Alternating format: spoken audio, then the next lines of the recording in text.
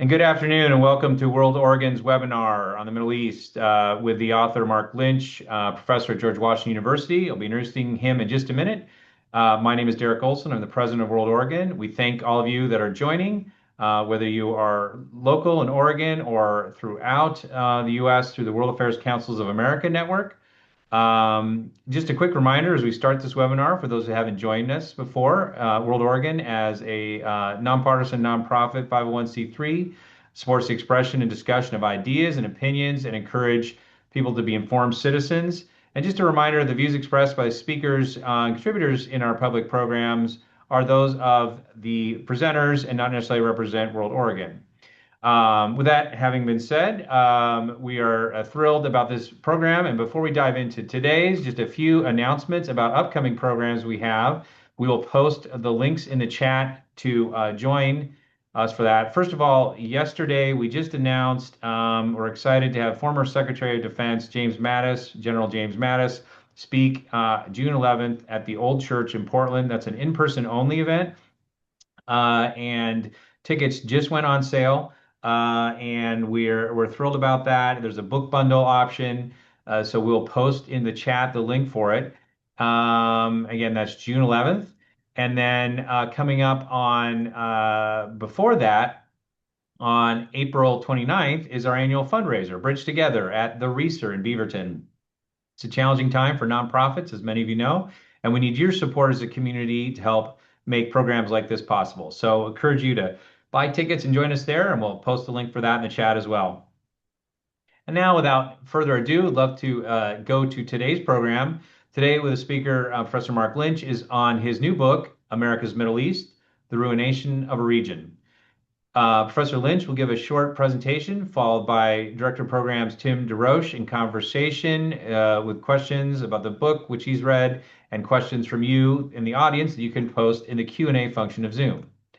Professor Lynch is a professor of political science and director of the Middle East Studies at the George Washington University. He's also founder of the Abu Aardvark blog and author of The Arab Uprising, The Unfinished Revolutions of the Middle East, and The New Arab Wars, Anarchy and Uprising in the Middle East. So we're thrilled to have Professor Lynch return for a World Oregon program. And without further ado, I'm going to pass the mic to him. Professor Lynch.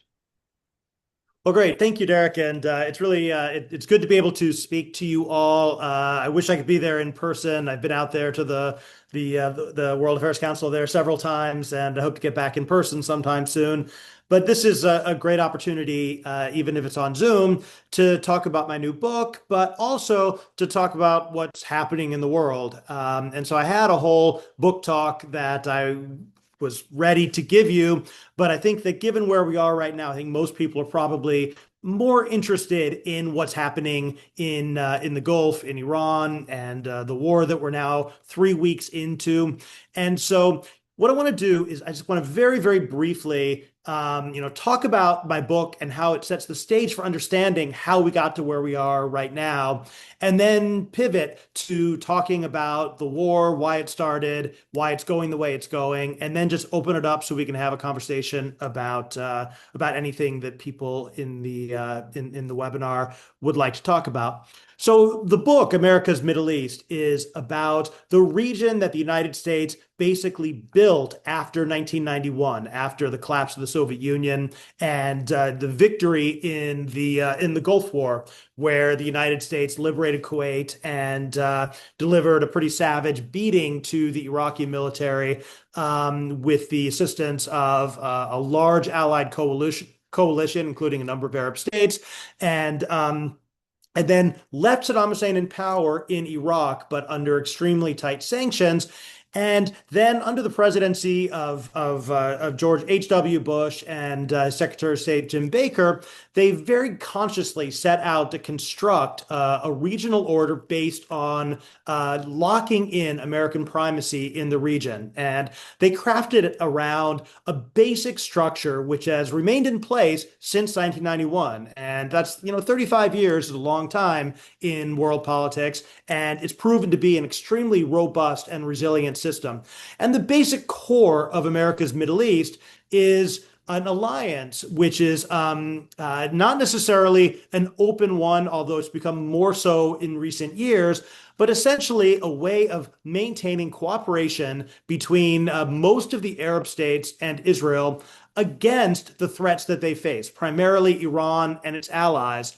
And this has gone through multiple permutations over the 35 years since 1991, but the essential structure has largely stayed the same.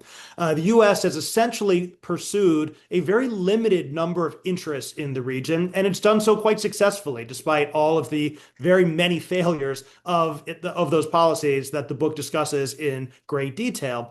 But from the perspective of grand strategy, what the United States was trying to do was essentially to protect Israel, to make sure that oil and gas kept flowing out of the Gulf, and to prevent any challenger from inside or outside the region from disrupting those two core goals. And it's been quite successful. Israel has not been involved in a major war against a real adversary of equal power since 1973, until arguably the last 3 weeks.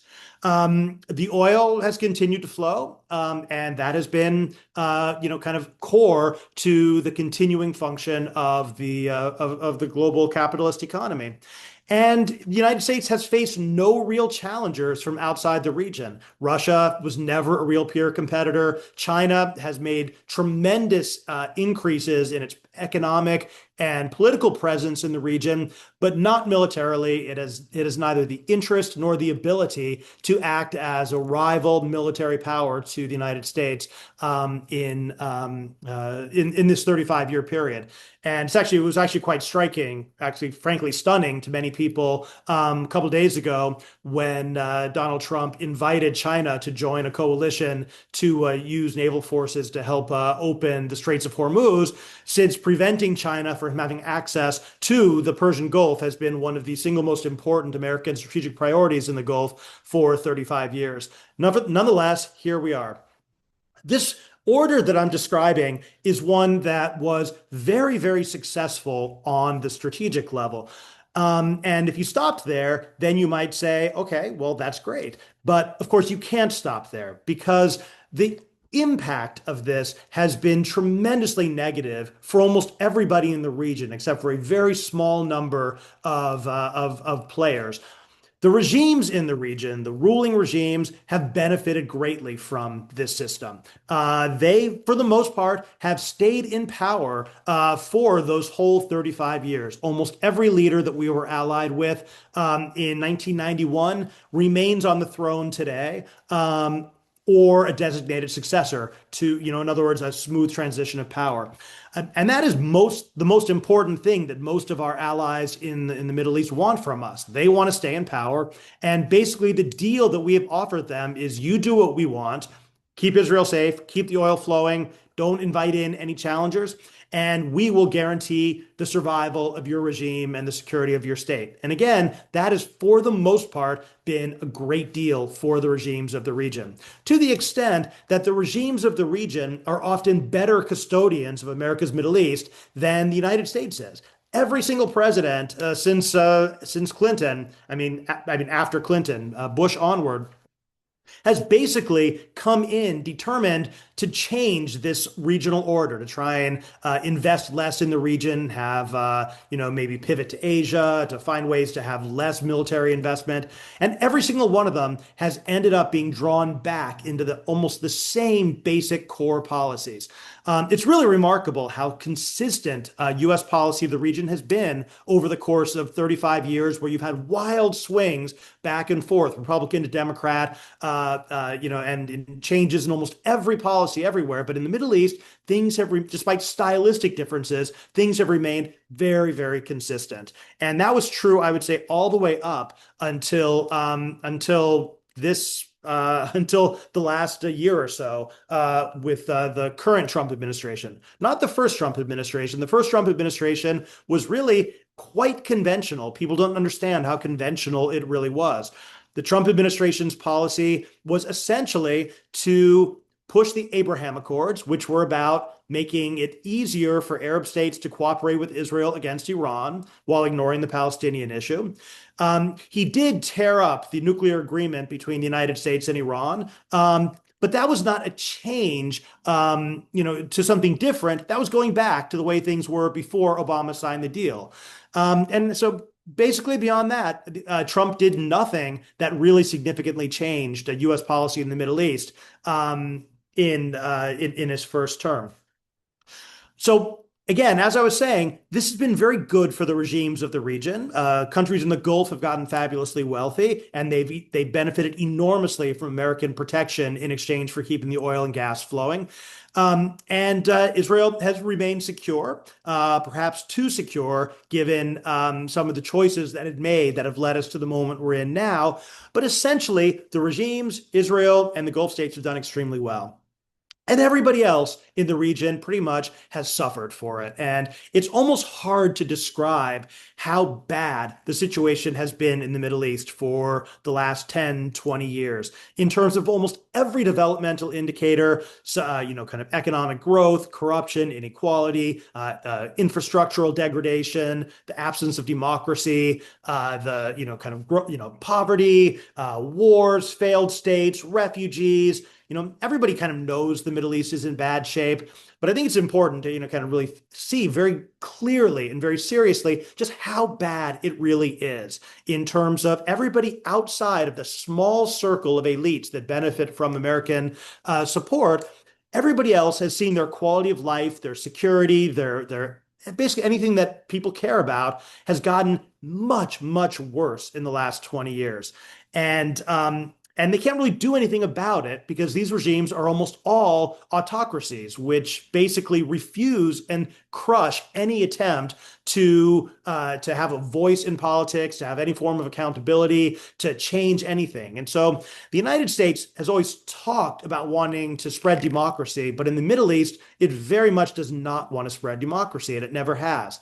Because if it spread democracy, what that would do is bring to power popular leaders who would reflect the popular anger over precisely the policies that the United States supports and wants to see continue. So the United States has essentially given a blank check to the rulers in the Arab world to do whatever they want to do at home to stay in power, as long as they do these core things for American national interest. And the result of that has been that these regimes have had no incentive to invest in development, in democracy, or in any of the things that might make their regimes more stable, make their people better off. And the result has been the kind of region that you see all around us.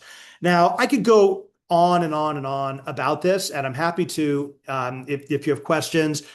In the book, I go through kind of administration by administration, explaining how each administration tried to deal with this reality, and usually, as I said, reverting back to the same set of policies and failing to change it. I think, my judgments are harsher on some administrations than others.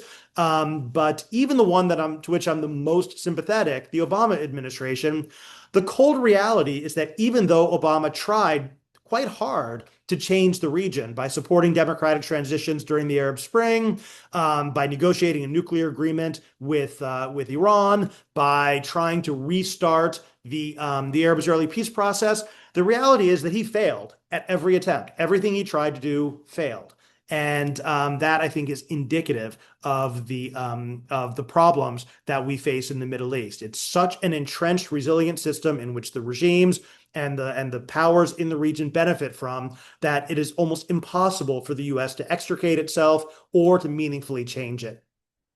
The most successful effort to change the structure of the Middle East was George Bush's invasion of Iraq in 2003. And by successful, I mean that he actually managed to bring about some very serious structural change in the region. The problem is that almost all of those structural changes were negative for the United States and for the people of the region. The invasion of Iraq ended up creating an absolute strategic nightmare within the Middle East, not just for the American troops who paid the price, but also by spreading sectarianism, by driving millions and millions of refugees around the region, by reigniting the jihadist movement, which had been reeling after the war in Afghanistan, and basically, serving as a kindler or kindling for radicalism and for violence around the region. The major beneficiary of the invasion of Iraq was Iran, which was able to exploit the chaos to establish a dominant position inside of Iraq, having lost the major conventional military obstacle to its own power in the region. It was able to spread and expand its influence through Syria, through Lebanon, down into Yemen. And basically, the position that Iran holds today in the region that we determined we needed to go to war to end is in many ways a product of 2003 and the invasion of Iraq, and just one more way that we're still paying the price for that strategic debacle. So let me talk then about where we are right now and the origins of the war that we're all struggling to comprehend right now. They lie in kind of two different places. One is this long-term structure that I was just describing. The region has long been set up and ordered around this confrontation between a US-led alignment between Israel and most of the Arab states against Iran and its proxies and allies around the region. And that's largely been a very, very stable balance of power, which has been enforced through deterrence and has been, kind of pretty resilient through all the other changes from 2003 on to the present. That's the kind of the deep context. The more immediate context is kind of things that happened up to in the run up to October 7th, 2023, and what has happened afterwards. Essentially, what was happening in the run-up to October 2023 was that many of the Gulf states had decided that confrontation with Iran was no longer a viable strategy, and they had essentially decided to reconcile with Iran. They restored diplomatic relations, and they kind of backed away from the regime change efforts and militaristic approach that they had had for the previous 10 or 15 years.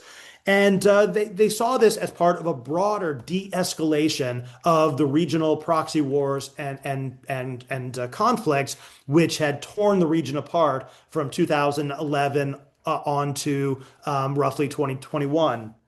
And so the reconciliation with Iran was a way not of resolving the conflict, but managing it differently to try and take down the temperature and just be able to focus on things that really mattered, especially to Saudi Arabia, which was economic development and trying to bring about a transition away from reliance on oil and energy to a different kind of economy. At the same time, the United States had helped to promote the Abraham Accords, which was the deal between primarily the UAE and also Bahrain and a few other Arab countries with Israel, which was a normalization agreement in the absence of any real progress on the Palestinian issue. And this was in many ways the culmination of a long bipartisan agenda of trying to do exactly that. Facilitate cooperation between Israel and Arab states under American auspices. And those things were both going on in the kind of 21, 22, 23. And there were great efforts under the Biden administration to try and bring Saudi Arabia into that Abraham Accords framework. On October 7th, Hamas launched its shocking attack on Israel, killed over 1,000 people, and had an absolutely galvanizing impact on Israeli public opinion and on strategic thinking. And in many ways, October 7th really was the equivalent for Israel of what 9/11 was for us, something which really made them rethink their strategic assumptions and their strategic policies. And essentially, one of the things that they determined was that they could no longer tolerate the kinds of risks and the kinds of adversaries that they had been managing for the previous 20 to 30 years. In other words, they had been living with a system in which they felt that by engaging what they called mowing the grass, kind of repeated low intensity or high intensity but short conflicts with Hamas, with Hezbollah, and with any potential rivals, that they could manage the conflict, that in a sense things had become predictable enough that they could kind of keep them in the back burner and not have to try and resolve them. Before October 7th, most Israelis, including Netanyahu, believed that Hamas was pretty much contained within Gaza and that they were happy to simply stay in power and they were willing to facilitate the transfer of money from Qatar to Hamas in order to keep things quiet. And when that failed, they underwent a dramatic strategic reassessment. I wasn't surprised, and I wasn't actually, opposed to Israel's response to October 7th immediately.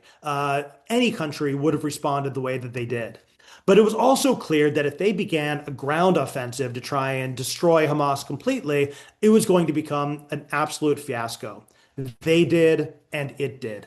And much of the book was actually written in a state of outrage over American support for what Israel then proceeded to do over the subsequent 2 years. And I'm happy to talk a lot more about this if people want, but the general upshot is that Israel completely destroyed Gaza as a place that could sustain human life. They displaced the entirety of of a population of 2 million.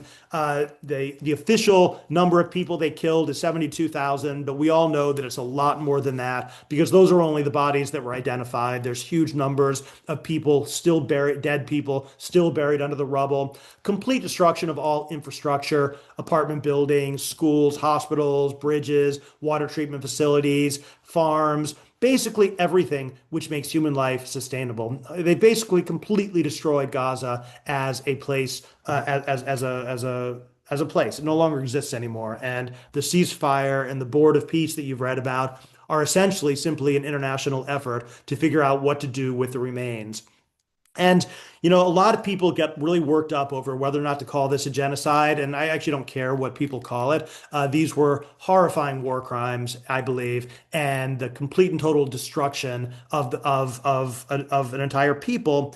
And and what struck me and shocked me in many ways was the unwillingness and inability of the Biden administration to do anything about it. They refused to use their leverage over Israel to moderate it, to get it to moderate its behavior, to accept a ceasefire, to allow humanitarian aid to go in, to change their targeting practices.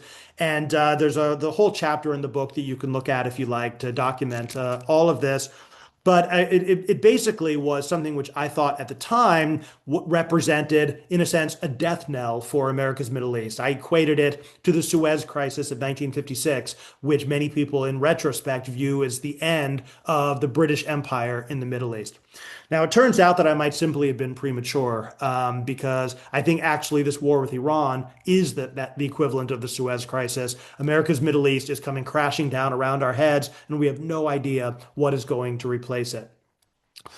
After October 7th, while the Gaza war was raging, Israel basically learned two lessons. One of them, as I said, was they were no longer willing to tolerate risk. But the other was that they became far more willing to engage in kind of military action in areas where they hadn't before or in new ways in an attempt to resolve these conflicts, to destroy adversaries which in the past they had been willing to deter and willing to manage. They began with an attack on Hezbollah, which was an extraordinarily successful surprise attack, which killed Hassan Nasrallah, the leader, and much of the leadership of Hezbollah, injured and incapacitated a large number of their fighters, and basically wiped out a very significant portion of their missile arsenal, which had been the major strategic threat and major deterrent against Israeli action elsewhere in the region. With Hezbollah destroyed like that, they began expanding their zone of action. They bombed Syria repeatedly and continue to do so. They bombed Yemen in response to the Houthis firing missiles and blockading of the Red Sea. They bombed a Hamas meeting in Doha, the capital city of one of America's closest allies in the region. And then, most importantly, in June, they launched what would become the 12-day war against Iran directly. The first direct military confrontation between Israel and Iran in that long history of their regional competition. The 12-day war ended inconclusively, and many people misunderstand its lessons.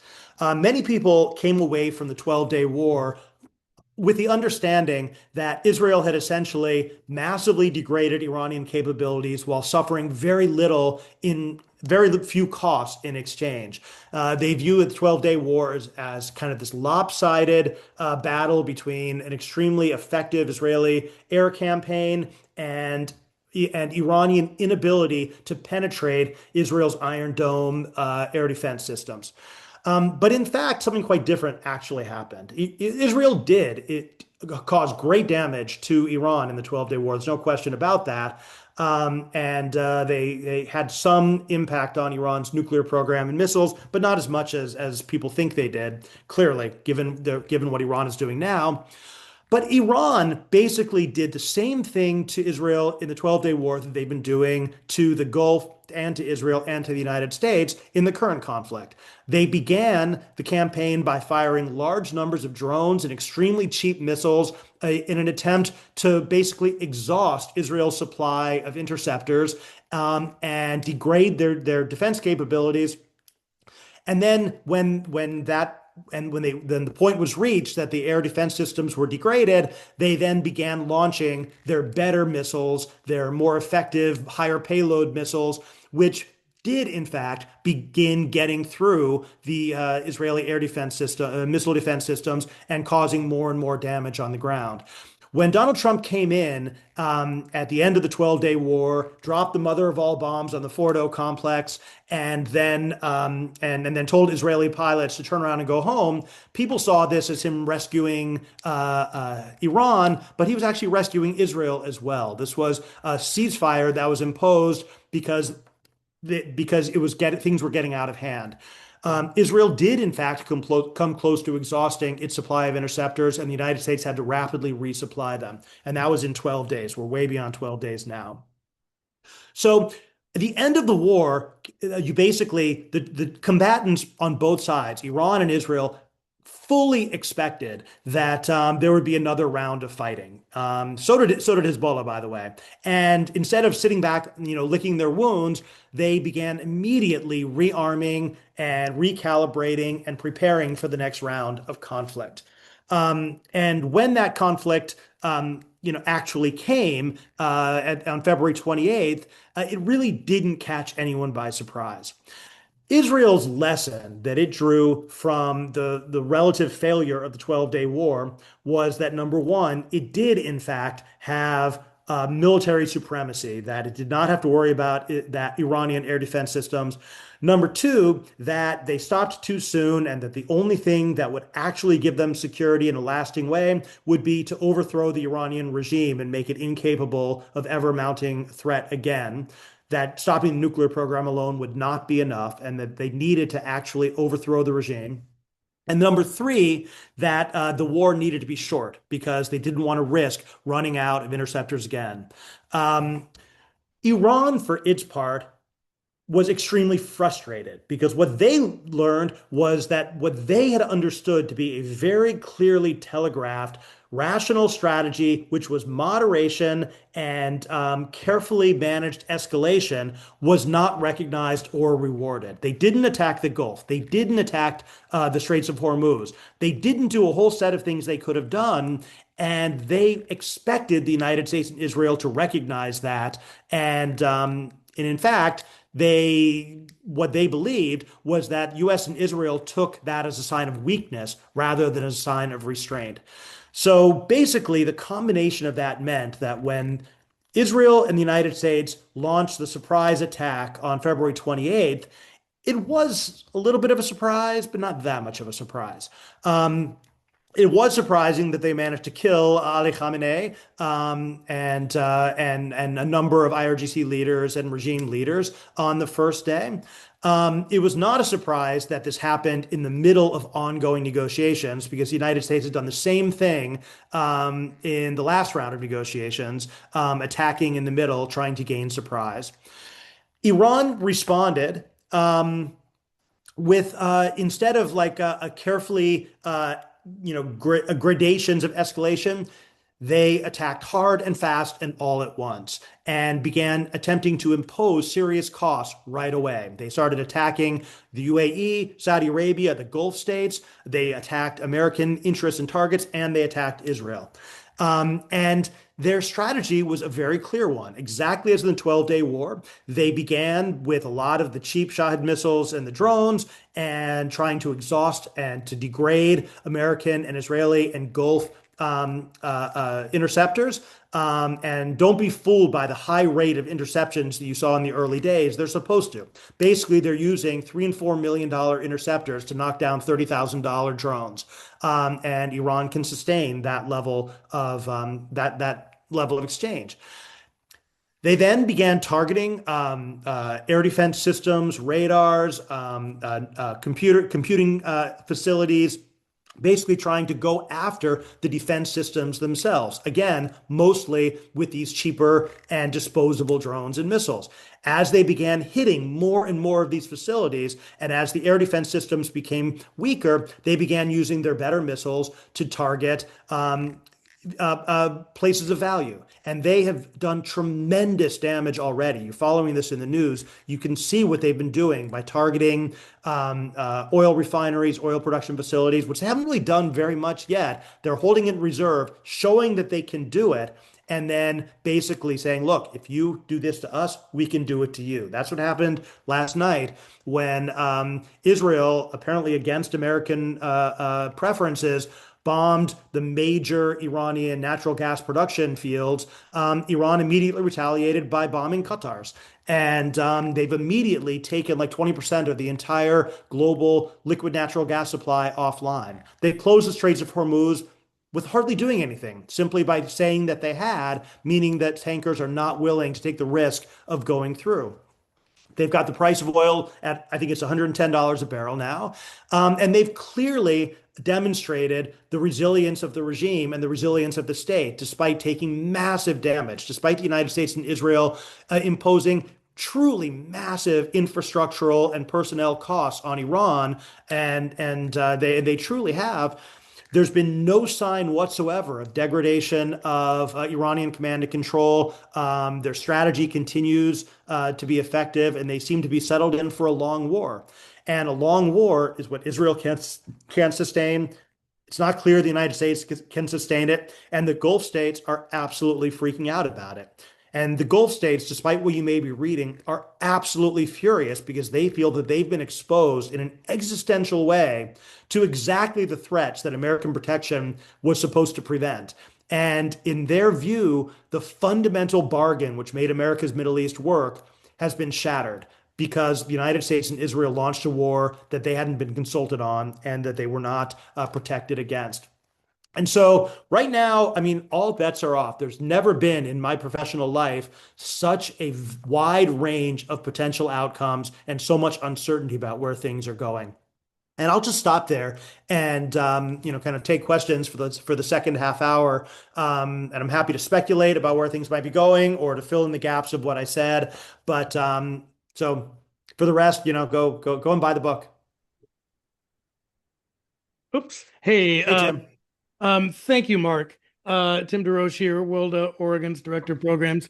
Thanks for that. That was, I mean, it's such an amazingly complex issue. There's so much to pull out, both how we got there, where we are right now, where this could be going. We've got a couple questions from the audience. I want to start with going back to we talked about this just before the program started, that right before October 7th, you and Suzanne Maloney and other folks were talking about, potential exit strategies from the Middle East, and all of a sudden, and certainly the Accords are one of those. But were the benefits of normalization with the Abraham Accords, were they oversold to us? And is that now threatened by the capacity of Iran to inflict significant damage, not only on American bases, but on the Gulf economy? Yeah. So There are a couple of things that were going on there. And, this idea of getting out of the Middle East, every American president says they want to get out of the Middle East, and every one of them ends up getting dragged back in some form or another. But this is like this whiplash is big even by historical standards. Trump is not consistent about many things, but he has been extremely consistent over the years about not wanting to get involved in exactly this kind of protracted war in the Middle East. And so that it's pretty surprising. And now they're asking for a $200 billion supplemental to cover the cost of the war. And if you believe what you read in the paper, the ultimate ask might be significantly higher than that. And again, it's quite stunning. What's also stunning is that Trump had very good relations with the Gulf states, right? He likes it when people can give him money, and they gave him lots of money, and he often saw things from their point of view. And so they were really stunned at the fact that the friendliest American president they've ever had ended up doing this to them. And so that's what I mean by this feeling of betrayal that they feel.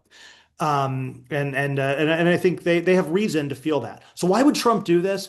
I really believe that Trump thought he was going to achieve a very quick victory. I think there was an idea that you would go in with shock and awe and massive firepower, that Israel would decapitate the regime as they did by killing Khamenei and regime leaders. And then Iran would basically come to the table and surrender. And that I think that they really had in mind something like the Venezuela model. Trump basically admitted it later, where you get rid of the top leader, you find some compliant general in the IRGC to take over as president, and then negotiate from a position of weakness. And then Trump would have been able to have resolved this outstanding challenge and problem that every American president had failed to resolve over the years. And that would facilitate an American drawdown from the region. If Iran was no longer a meaningful threat, you could then kind of move to the background and let kind of this alliance between Israel and the Gulf states and this newly friendly Iran let the Middle East take care of itself. And when it's said like that, you might say, oh, but that's ridiculous. But it worked in Venezuela. And, he's had a whole series of things where people say it's going to be a disaster, and then ultimately it works. Israel did decapitate Hezbollah, and that war ended very quickly. And, he did kill Qasem Soleimani back in 2020, and Iran didn't do anything to retaliate. So there was maybe reason to think it would work. But what's stunning is that he seemed to have no plan for what happened when it didn't work. And that, get back to your question, is then really exposing the limits of the Abraham Accords model and of the value of kind of an alliance with the United States. The Abraham Accords model was essentially going to be: you facilitate cooperation between Israel and the Arab states. You enhance deterrence. If Israel can use the UAE as a forward base for attacking Israel or for attacking Iran, that dramatically increases their firepower and everything else. But the idea there was not that this would then expose the UAE and Saudi Arabia and Qatar to Iranian attack. The idea was that you would strengthen the alliance and make it clear to Iran that they had no chance of successfully attacking. And Iran didn't attack. They were attacked. And once they were attacked, they made it their business to make sure that everybody would be clear forever the cost of attacking them. And that's what I think that's their long-term strategy right now, is to show how much pain they can inflict to make sure that nothing like this ever happens again. And if you're one of the Gulf states now, what you've learned is that hosting American military bases makes you a target and doesn't protect you, and that American security guarantees don't protect you. And this is, I think, it strikes at the very core of what's kept our alliances together. I think we also are not taking seriously enough the scope and scale of the economic disruption and just how bad it will actually be. I mean, I think you still have people who are projecting, oh, it'll be $100 barrel of oil, $100 a barrel for oil for a few weeks, and then things go back to normal. I see nothing to suggest things are going back to normal. I see that we might be looking at something more like $200 barrel oil, and that stretching on for years. If Israel continues targeting if Israel and the United States keep targeting oil fields, oil refineries, gas fields, the hard complex, and Iran retaliates and knocks out Saudi and Qatari and Emirati energy producing facilities, those aren't going to be rebuilt overnight. It's going to take a long, long time to rebuild those facilities, if ever. And so I think we're really standing at a brink of potentially global recession and the kinds of consequences that people that are just outside the range of what people usually think about. But then there's also the possibility that the Iranian regime could fall tomorrow, and Trump's strategy will be vindicated. And that's what I mean by such a wide range of possible outcomes. But right now, I think everybody who's looking at this seriously thinks that we are on the negative end of the spectrum, and not the middle negative end of the spectrum, but the far negative end of the spectrum. If you read the newspapers today, you'll see the Financial Times calling this an Armageddon scenario. You'll see one of the Gulf energy ministers calling this the apocalyptic scenario. I think it's bad. Well, so without meaning to be, inflammatory or overly cynical, the currency and the price of regional power politics usually was paid by, Syria, Sudan, Mhm. Lebanon, Yemenis, and not by the UAE, the Saudis, Qatar. But to get back to your point about betrayal, all of these factors have made this growing sense of betrayal extremely acute. And what is it going to take to renew a trust that the U.S. can or will protect the Gulf states from Mhm. any existential threat? And to bring in a question from the audience, under what scenario would you see the Gulf states attacking Iran?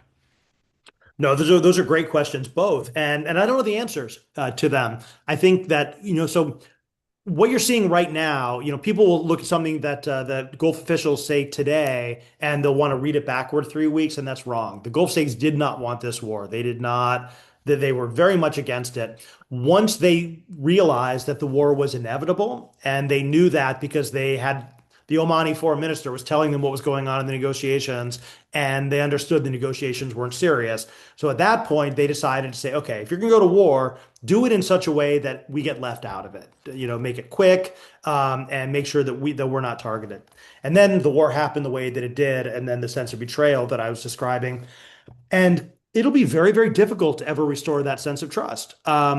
And the what they're saying now is that we need you to basically weaken or overthrow this regime, so it can't threaten us again. But at the same time, they do not want to see the Iranian state collapse. They don't, because that, the implications of widespread refugee, civil war, and all of that inevitably is going to backlash onto them. I mean, they're very close together geographically, and so they're terrified of this. So what they're asking for is essentially walking a very fine line between regime change and weakening versus keeping the state intact. But Israel is not there. Israel is trying to destroy the Iranian state. They're targeting the infrastructure and state capacity because they want to weaken the state. They don't care if it collapses into civil war. In fact, that might actually serve their interest. And so basically, you have this tug of war right now between Israel that is basically saying, we want to completely destroy Iran as a functioning state, the Gulf saying we need the Iranian state to stay together, but be so badly defeated that it can no longer ever want to threaten us again. And the United States torn between that and clearly not having figured out what its own strategic objectives are. Would they ever attack Iran? Sure, of course they would. They're defending themselves right now. And there have been a couple of reports of some a couple of airstrikes. You have to be really careful what you take away when you see things in the media, because Israel and the United States are really trying to push the Gulf states to enter the war. And so there's been a number of cases of false news where they're like the UAE just bombed the Iranian desalinization plant, and the Emiratis like, no, we did not do that. Leave us out of this. And there's a number of other examples like that. But at a certain point, I mean, they're being steadily targeted, and it's at a certain point, if they decided to enter the war, it wouldn't shock me. I don't know that it would make that much of a difference militarily, but politically, yes, it would make a huge difference. So the week before the attacks on Iran started, you authored a piece for Foreign Hmm. Policy on four scenarios for a post-war Iran, suggesting that the administration might want regime change, but not the messy aftermath. Hmm. So, what were the scenarios, and where are you at now with regard to any of their efficacy at this moment? So I mean, the major scenarios were, complete state collapse, which I still think is Israel's objective. And then, the one possibility, and what the one that I viewed as the most likely, I'm sorry, another scenario that people were talking about a lot at the time was either it turning into a democracy in Iran or kind of imposing the son of the Shah from the outside. And there was a lot of talk about that, but I thought that was extremely unlikely, and it's even more unlikely now. The most likely outcome, I thought, was that you would end up with a regime, with a regime basically led by the IRGC, by the Iranian military, perhaps shedding some of the theological, baggage and the clerical establishment, and just making it a more conventional military autocracy, not one friendly to the United States, but one which was less kind of religiously driven and more just a kind of a normal autocracy. And that was like the best case scenario and the most likely scenario. And I think that's what I think the Americans actually hoped to achieve. And I don't know if you remember, but Trump basically said last week something like, "We had people in mind, but unfortunately they're all dead." And again, that goes back to the mismatch between Israeli and American objectives here, where Israel seems to have been targeting everybody that the United States had in mind, including the other day, Ali Larijani, anybody who might be able to play the role that I was just describing. And that's, again, it's a real problem in how the war might end.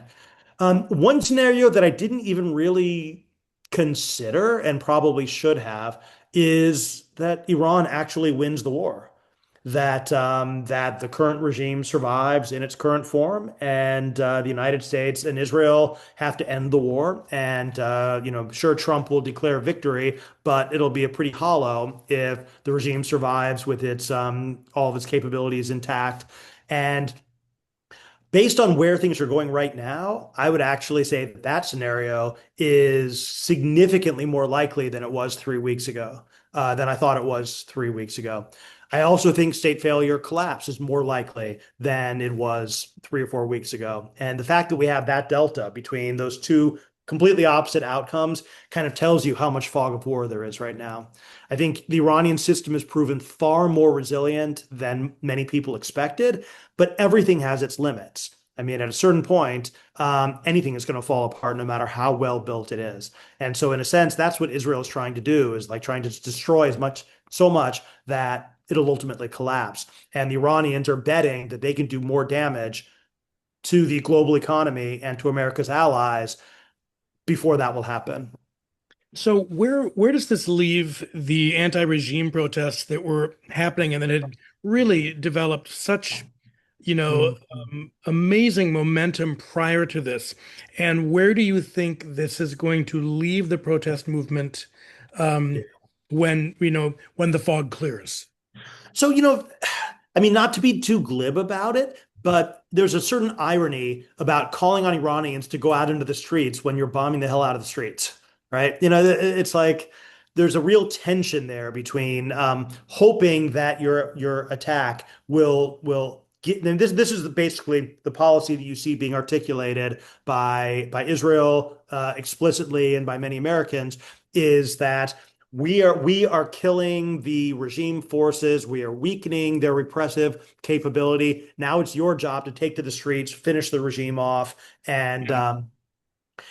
I just don't see that it's possible at all. There's no opposition for them to defect to. There's no, they might get massacred. But there's also, kind of a real rally around the flag effect. I think what you've been seeing is a lot of people who deeply hate the regime. They also hate being bombed and hate having people killed and hate having the massive damage that's being inflicted on their country. This is a highly nationalistic, patriotic society, and there's great solidarity. And I think that if anything, the scale and the nature of the campaign has probably narrowed the gap between regime and society. But your question is a little bit different, and I think a better one, which is after the rubble clears, let's say the regime survives in power, and then you're picking up the pieces.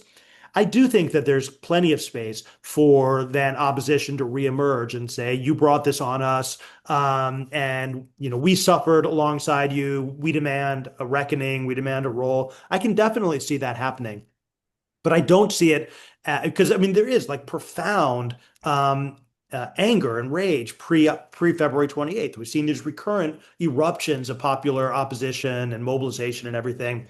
I think that this war has probably set that back by years, and probably strengthened the regime in that sense, and not in other senses, but in that sense, strengthens its hand. But I think over the longer run, I do think that the regime has lost a great deal of legitimacy, and we'll have to confront that eventually. So let's go back in time to it'll reveal both how old we are and how long we've been doing this. But World Oregon hosted you for your book on the Arab uprisings in, I think, Yeah. 2012, where you shed light on, what you call the unfinished Middle East revolutions that at the time had taken down Egypt, Tunisia, Libya. And with a little bit of a political scientist crystal ball, you offered some framework for understanding what happened and what might change. If you were writing that now, in the context of, three administrations hence and everything we're seeing, how would that book have been different? It's interesting because that book was it was written at an optimistic time, but if you remember, the book ended on a cautious note. That these regimes really were resilient and powerful. That these things tended to be reversed and tended to end in tears, and so it wasn't a kind of a rosy horizon even then. I was a bit surprised by just how much violence they were able to inflict and how successfully they were able to put the genie back in the box. And if you look around right now, even before the war, um, almost every indicator that was flashing red in 2010 is 10 times worse now. The economies are worse, the political systems are worse, everything, every indicator you can imagine. And I think that COVID kind of slowed things down a bit, but people forget that there were protests erupting in Sudan, Algeria, Lebanon, Iraq. There was some momentum towards a renewal of protests, and then COVID came and kind of like slammed everything shut. But I think what's happened in the last, in this period is that it's not that popular grievances have gone away, but that state repressive capacity has gone up. I think like digital surveillance, I think a green light, there hasn't been an American administration pressing these regimes to respect human rights since 2016. Trump, Biden, and again Trump have put zero pressure whatsoever on any regimes in the Middle East about human rights or democracy, which has given them a free hand. And so there has been a real kind of upgrade in their ability to kind of control, suppress, and everything. But I think there's limits to all of that. And I think that one of the things people are so focused on the impact of this war on kind of on America and on the Gulf states that you need to widen the lens and see how this is going to impact the broader region. These regime the entire Middle East is highly dependent on Middle Eastern energy and basically financial support from the Gulf states. If the Gulf states are running out of money, they're not going to be supporting Egypt and Tunisia and these other countries anymore. Egypt is being absolutely hammered by the closure of the Red Sea and the collapse of Suez Canal transit. And you're basically looking at if the Arab uprisings happened, the level was here, and before the war, the levels were here, and still nothing was happening. Well, we're 3 weeks into the war, the levels are here, and those are going to keep going up and keep going up. And so I actually think that I may be an outlier on this among political scientists, but I think the conditions for kind of cascading uprisings and revolutions are getting higher and higher by the day. Well, so one of the big points you make in America's Middle East is the continual failure or lack of policy that is shaped and driven by on the ground Arab public opinion. Hmm. And on your website, the Ghost of Abu Aardvark, which I'm going to post a link again for folks, you recently wrote about new data from the Arab Center, which was it was something like 40,000 face-to-face Yeah. interviews across 15 countries. Um, how might we be looking at a different reality if U.S. policy had actually absorbed a deeper understanding of bottom-up polling and attitudes? See, the thing is that, I don't know about the Trump administration, they don't tend to do much with that sort of thing. But in general, U.S. State Department and intelligence agencies, they actually know all of this stuff, right? They pay a lot of attention. They pay for a lot of public opinion polling. They have a pretty good idea of what people in the region think and what they want. It's just they don't care, in the sense that they see that as kind of a set of obstacles to be overcome rather than as ideas to be taken seriously. There have been some exceptions, mostly, in the Obama years, the Clinton years to some extent. And surprisingly, during the George W. Bush years, when they were trying to bring about, kind of the war of ideas and the freedom agenda and all of that, there was a lot of attention to trying to shape and engage with Arab public opinion. But that's really gone by the wayside in the last like 10 years or so. Um, but I think that you would have to have a real reckoning with the fact that the Israeli-Palestine issue really does resonate at the popular level, that there's a tremendous amount of resentment of the United States, not just because of some kind of vestigial, irrational anti-Americanism, but because these people can see exactly how the United States supports regimes that keep people in these horrible conditions. And so there's I think a very rational set of things, but they're not like if people just hated us because they're irrational crazy people, then you ignore them.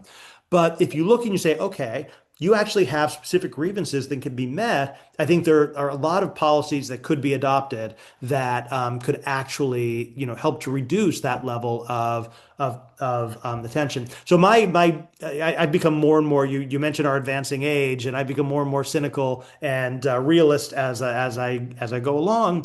But my end game for all of this, what would make for a better Middle East? It would be one where you actually had democracies across most of the Middle East. And that would produce regimes that, for the most part, are hostile to the United States. And it would be seen as an absolute disaster in Washington. But over the longer term, that would mean that the US would have to craft policies that would actually be able to be popular in those countries. You have like they did in East Asia, like they did in Latin America. You actually had to find ways to make it a political winner to be allied with the United States. And that is something which has not been the case for a very long time and probably won't be as long as we continue, down this same road. But right now, everything's falling apart. So who knows? One of the ways that I end the book is that, it's impossible for anyone really to imagine a Middle East that's not dominated by America. And you go back to the days of empire, and every empire couldn't imagine, the world without it, right? The British Empire was necessary. You couldn't imagine, anything without Great Britain. And then it was over, and they were gone. And empires, as I put it, they die alone, unmourned, and unloved. And I think that's where America's heading. I think that when America's imperium in the Middle East ends, no one's going to want it back. And they're not going to look back at it with nostalgia, saying, "Boy, we had things great back when America was in charge." And it's kind of sad, given how much we've invested in the region and how negative the results have been. Well, you sort of teed up what I was going to ask, which is you've talked a lot about what we've gotten operatically wrong. But in terms of, if we want to be Seussian for a minute, and if you ran the zoo, Mhm. and you were tapped as the lead advisor on the policy, what would you advise? And who would be on your team? And you just mentioned Yeah. encouraging democratic states. What would that look like? Well, so the cheap way to answer the question is with an old joke that you've probably heard about. Someone's lost and they find a farmer and they say, "Can you tell me how to get to how to get to Worcester?" And the farmer says, "Well, I wouldn't start from here." And that's a lot of the problem is that there's just a lot of sunk costs and a lot of accumulated kind of institutional realities that it's very difficult to get away from. And that's what Obama faced when he came in, really did want to change things, and he ran into just like this same set of constraints and obstacles. And that would be true, if they made me like Middle East czar, I'd run into those same things. There's like the domestic problems, there's the regional regimes that would oppose change, and all these things that kind of lock us into place. But I would say that even before February 28th, I thought that those things were really changing. I think that people really underestimate the long-term impact of Gaza on American public opinion and how Americans think about the Middle East and about Israel and Palestine. And I think it really I think weakened the grip that kind of the status quo had on public opinion and on the political system. And here I don't just mean AIPAC or the Israel lobby. I mean, this is the entire range of the Gulf states lobbying, the oil industry, pro-Israel groups, arms manufacturers, and also just like the intellectual production around kind of the Beltway, what Ben Rhodes called the blob, right? There's just so many things holding it in place. But I feel like that Gaza and the protests over it and kind of the widespread coverage of it, I think has really changed an entire generation. And I think that we're going to see that generational change unfold over the coming years. And the example I like to use is like the war on Iraq. If 2 years into the war on Iraq, it still looked like a winner. And people were like, oh, it had no real political impact. And that's where we are now, like 2 years on from Gaza. And then if you look at, what happens after that with Iraq, it leads to the election of Obama, who won the Democratic primary largely because of his position on Iraq. And since Obama took over as president, no American president since then has been willing to contemplate a major war in the Middle East and an occupation of a country in the Middle East, until the last 3 weeks. But that's like an enduring change that nobody really saw coming. And I think something similar is happening with Gaza. I think with what's happening in the Straits of Hormuz and with Iran right now, I think it's going to be many orders of magnitude higher because Gaza, as horrible as it was and as morally outraged as people were, didn't really affect America at all. And this war is affecting America. It's probably going to cause a major recession. Body bags are going to start coming home, and I think it's going to cause all kinds of unforeseeable rifts within the body politic. And if you lose the political support for our long-standing policy in the Middle East, it's not clear what replaces it. And so, if I were put in charge of thinking about the Middle East going forward, right now, I would be engaging in serious contingency planning for what happens if the Gulf states collectively no longer are willing to work with the United States. What happens if our major allies in the region, one by one, collapse in the face of popular uprisings? What happens if Israel decides to fully annex the West Bank and expel large numbers of Palestinians? Like, you have to be thinking well beyond the range of policy outcomes that we've been thinking about for the last 20 years. And the one thing I want to make sure that I get in here before we leave is that there's so much focus on Iran right now for a very good reason that people are hardly even noticing what's happening in Lebanon, where Israel has restarted the war there. They've driven something like well over 1 million people have been displaced from their homes. They're planning to invade South Lebanon and reoccupy like they did back in 1982. They're trying to force the disarmament of Hezbollah, which means a Lebanese civil war. And and they're bombarding like residential neighborhoods in Beirut. And again, this is hardly even being noticed because there's other problems that are so much greater. But again, I just think you need to pay attention to this complete unraveling of what had been a largely stable system for 35 years. So, Marc Lynch, thank you so much for spending time with us. Again, the book, America's Middle East. I also want to give Marc a little bit of congratulations. I just read that the Harry Frank Guggenheim Foundation is supporting a new project from you on called Battle Scars, Violence in the Middle East. So we have that to look forward to. I mean, it doesn't sound hopeful, but I'm sure it'll be a good read. And I would love to bring Derek Olson back on to take us out into the day.